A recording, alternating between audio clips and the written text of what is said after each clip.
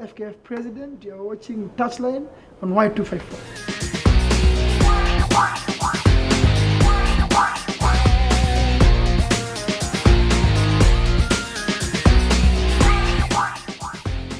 This is the Touchline on Y254. My name is Maxwell Wasika, and of course we're speaking to Football Kenya Federation President, and a lot of development as far as sports is concerned in this country this year, and one of them is sports sponsorship. And of late, of course, one of the leading betting platforms, SportPesa, decided to cancel their sponsorship and funding of football activities in the country, more so football, considering that 35% taxation slam. And one man who's been vocal and actively involved in trying to convince SportPesa back is Nick Mwendwa, and we're speaking to him. Good afternoon, President, and good to speak to you. Happy New Year.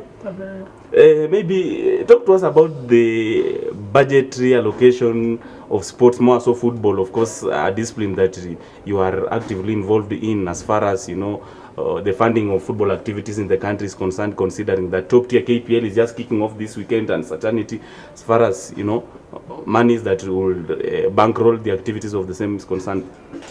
Yeah, we've been looking at money issues. As you know, SportPesa have pulled out from the sponsors, from the clubs, and from KPL and from FKF. So as football, we are affected. So we had a conversation with government. Our total budget without the clubs and without KPL as FKF is 849 million for this year. And so we have submitted that to them, national teams and the 20s, all the things, the programs, just upwards of 800 million. And so what we have done is say to government, look, there are three sources of funds at FKF. One is FIFA, 125 million. 50 million for administrative, 75 million for specific projects that FIFA has approved, which you cannot use for anything else. Then we have the Ministry of Sports, which normally pays for the national teams, senior men, senior women, for international assignments. Not fully, but about 60-70%. Then we have the sponsor, who was in this case at this point SportPesa, was paying 120 million for the technical director, the coaches, and for FKF program. This is coaching, under 13s, subvention to branches and things like that. So that is the component we lacked. But besides that, you have KPL, who lost 110 million. Yes. You have both FC and Leopards, give or take 100 million that went away. And so we want to recover that. SportPesa has since come back for Leopards and Gor. How do we help the clubs to start the season? How do we help FKF programs so that they are not affected? The ministry is looking at it. I'm just waiting word. I had a meeting again with them today morning, and we want to see what we're going to do. What do you make of the claim that sport is being nationalized? If the whole idea of putting money in one government basket and giving that money out is an idea that government came up with. I do not know why it has worked before. But look, Kenya does things as a first many times. So, but the point that you make is that we need to be a society where when one sponsor moves out, another sponsor is able to come on board. That is what we have not fully achieved. All right? Management of the sport is now in a good place. No money gets lost. Safaricom Chapadimba, fantastic project, 100 million worth, going on in its final stages now. Not a single problem. Well managed by the federation. No money lost. These are the things that we are doing. And saying, generally also in Kenya, marketing directors don't put their money in sport. We need to create that culture. Creating that culture takes time. We have approached 28 people, I said the other day. 28 organizations. None is yet to put their block on the table and say, we're interested, this product makes sense for us. So there's that part. Then there's making the product and the game. The product comes out, being attractive, so that somebody wants to sponsor it. We're now looking for rights for the what used to be called the Go TV Shield. talking to a couple of interested parties to see what we can do. A couple of people are interested in doing it, but we have to work harder. This year we have the Women Premier League, and now we have a Women Cup, FKF Women Cup, Knockout Cup this season. These products needs to be built. That is why, as FKF, we are taking our money from FIFA, and instead of building a hotel like other federations, we're investing in production equipment so that we can produce a product and give it to KBC and say, KBC, can you pay for this? Can we share the revenue? Can we do ABCD? That is what we're looking to do. And that's a game changer in itself. We're looking at digital production, taking it online so that people can subscribe using an application on the phone and get highlights. These are the things we are working on. Hopefully in the coming days we keep to work. It's a lot of work. It'll probably take another 2 years, but we're willing to get it done, and we'll do it. In the meantime, there has to be some suffering for us to see a better way. SportPesa is gone. Now we don't have a broadcaster now for the league also, so it's turbulent times. But you know, whenever you go into the league, you commit that you're going to be able to pull it through to the end, and we want to see what we're going to do in the coming months. Corporate confidence is such a paramount factor as far as growth and development of any sport in any country is concerned. The same was lacking before you came over as the president of Football Kenya Federation. We've seen Safaricom, one of the mobile service providers, coming back. Is there a likelihood where we can see other, corporates and business entities coming on board to start funding sporting activities in the country now that SportPesa has withdrawn their sponsorship? What SportPesa has done is has made this conversation more prominent. And so we have talked to other people. Safaricom is still in with us. We intend to renew that for another 3 years. We've spoken to many other big brands. I cannot tell you today that they will for sure come. Yes. But I can tell you that it's a matter of time. The product will be good, will get better, and we will do the job to try and get them on board. But the question is, how long will it take? I think it's a matter of time. We keep working and we work. Maybe 2018, not so good. 2019, 2020, we're going to see what the reaction is. But I'm pretty confident that in time, we will have sponsors fighting to sponsor clubs, to sponsor footballs, official partners of different things. We structure the sport now to see what's going to do. Because we have an issue with KPL and that they have not been able to close this. We're going to narrow in and tackle that also, so we can see where this goes. Now, of course, we have a new cabinet secretary for sports, of course, looking forward to be vetted and approved by the parliament. But what do you make of his appointment and the parting ways of the government of the day with the outgoing CS, Hassan Wario? Welcome the government and an appointment is to welcome our brother to the sport and to say, let's work together. We've already started a lot of work that's ongoing. We're building infrastructure, we're supporting the national team. We have commitments made by government already. So for me to say welcome on board, let's fight now to accelerate what we are doing and move forward faster than we have done before. Deepening age grade football was one of your key priorities before you come into your office. How is the progress so far and the program that had been set at Hillcrest and other places, and looking forward to? How is the situation? The under 13 kids that we selected last year from the national program have reported to school this year. Juja Preparatory and Liza Hill, they reported to school. They are being sponsored fully. They will play football almost exclusively. They will get their grades in learning class, better quality living, good education for these kids. We will go in there. We're already going in there to train them. We have an officer dedicated fully for this, giving them equipment, making their pitches. This project is a fantastic project. It's an FKF center that we've created. And so we want to have a little bit more of this kind of initiatives.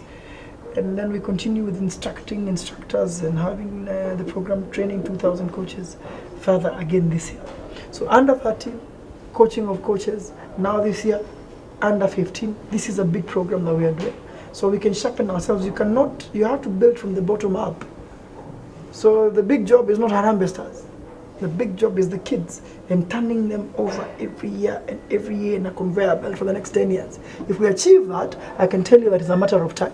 You can see most of our clubs that have got some money going outside and recruiting from outside Kenya. Not a bad thing. but we should be having matching talent that can compete against those foreign imports. How we do that is by developing these kids now.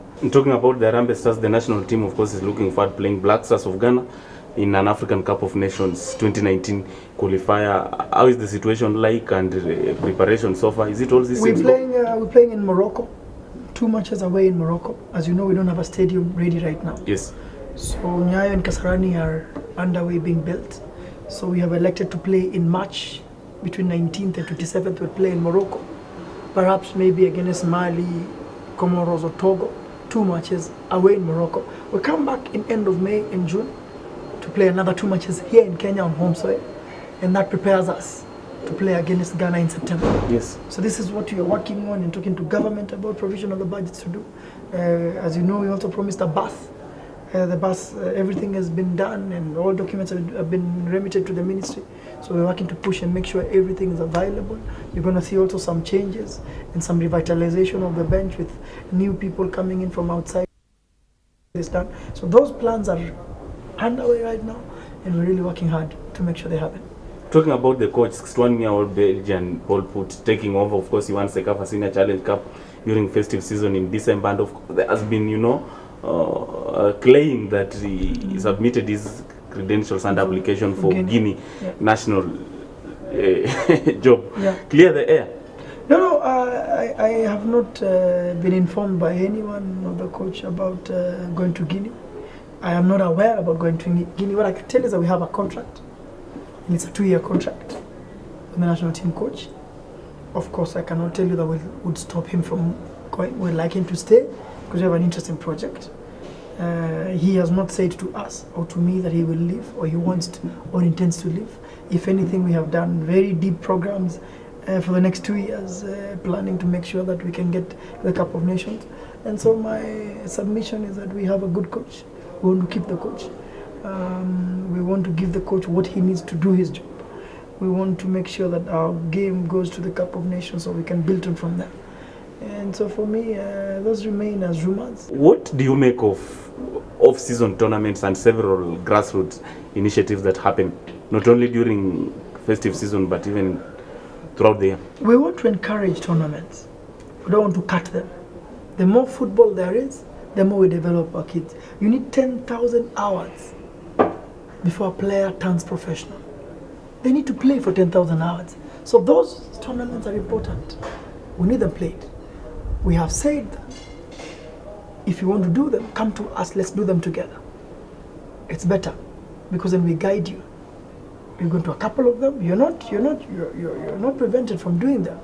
But we're saying that we can help because we want our players to play in tournaments that are regulated with the right code, with the right rules, with the right referees, with the right medical support, with the right everything, because that's the only way our game can grow.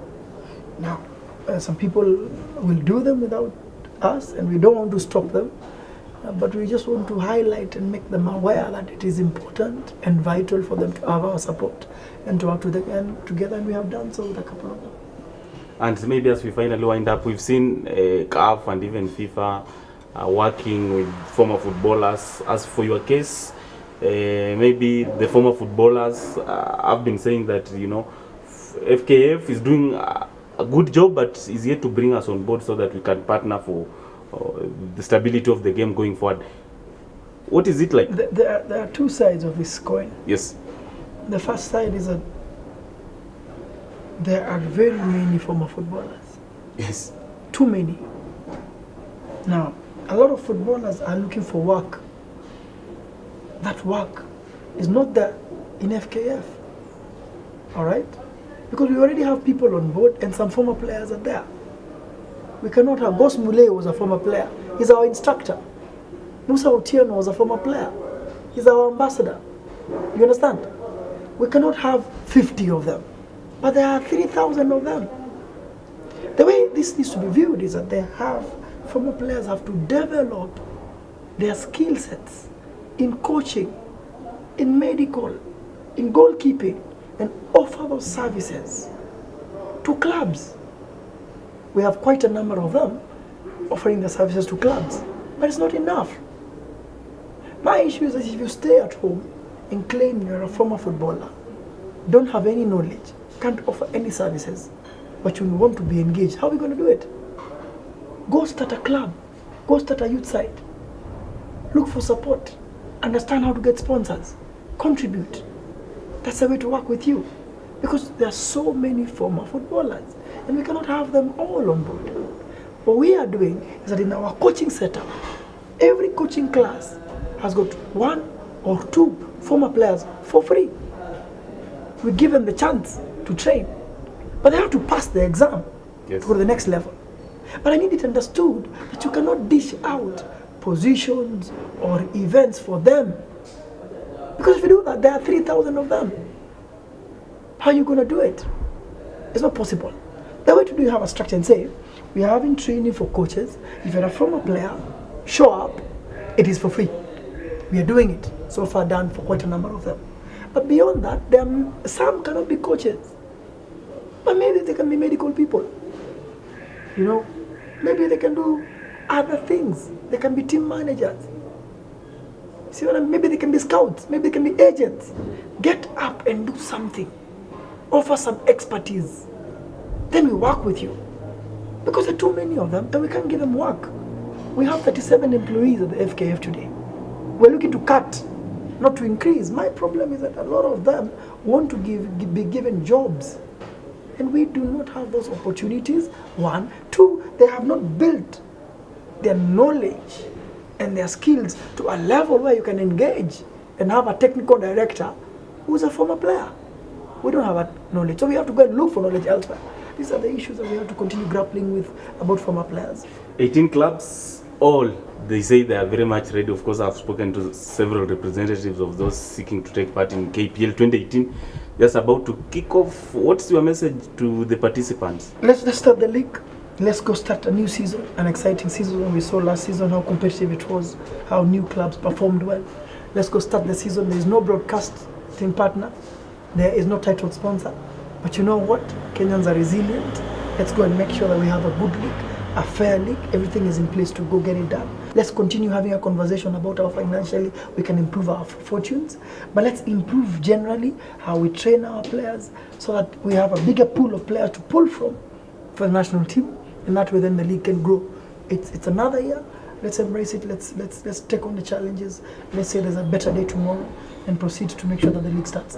Any updates on Women's Premier League? Women's Premier League will be on in another 2 weekends. 18 teams. Fantastic league again. We're trying to get a broadcasting sponsor for it. Could be very interesting now. The same clubs in Division 1 will be involved in the cup. And we'll have a Women Cup this year. Again, that's a first. We want to see how that takes shape. So there's a lot of things being done in the women's space. Kenya is playing against Uganda in April. We're going to Kosafa and we're going to Sekafa this year. So the women game is right on track, full steam ahead. Thank you, President, for speaking to us. Of course, Football Kenya Federation President Nick Mwendwa speaking to the touchline. Y254, my name is Maxwell Wasika. Of course, just speaking to us on a raft of issues affecting football in the country, his reaction on Sport Pesa withdrawal and his message of appeal to KPL, which is kicking off in a week's time. Of course, as usual, we do it and we keep it sporty.